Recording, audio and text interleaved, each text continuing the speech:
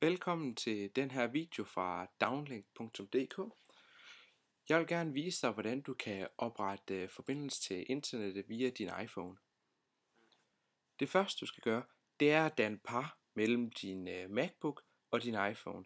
Det gør du ved at klikke på det her Bluetooth-ikon heroppe og trykke på Indstil Bluetooth-enhed. Så kommer den her liste op. For at den kan finde din iPhone, så skal du tage din iPhone og gå ind i indstillinger. Og så skal du gå ind i generelt og ind i Bluetooth. Og lige så snart du går ind til Bluetooth, så vil den så være synlig for alle andre enheder, der prøver at finde den.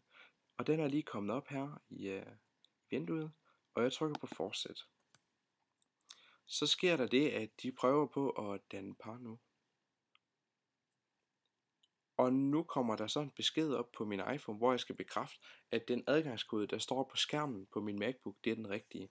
I det her tilfælde, der er det så den rigtige, så jeg trykker på Dan par på min iPhone, og jeg trykker på fortsæt på min MacBook.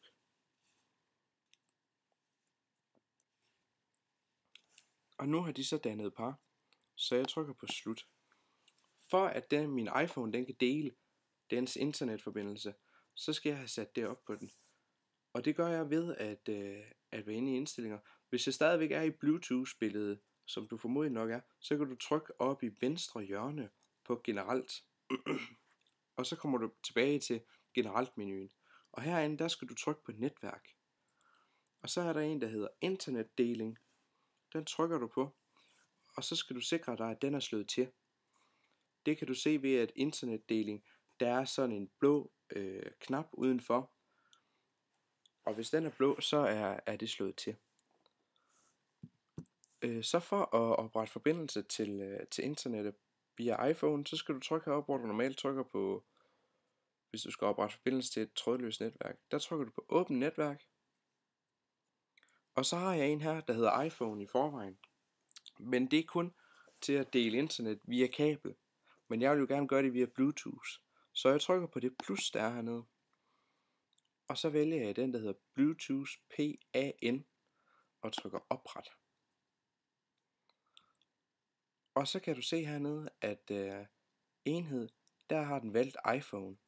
Så jeg trykker på tilslut, for at tilslutte til min iPhone. Og så kan du se på din iPhone, at deroppe, hvor du kan se signalstyrken, det vil være blåt, og så vil der stå internetdeling.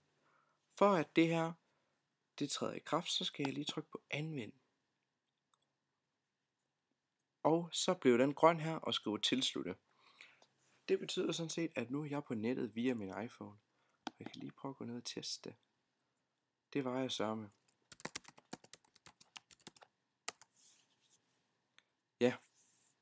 Ja, jeg er kommet på nettet via min iPhone. Og det var sådan set det, jeg ville vise dig for i dag. Så jeg siger tak, fordi du kiggede med på den her video fra downlink.dk.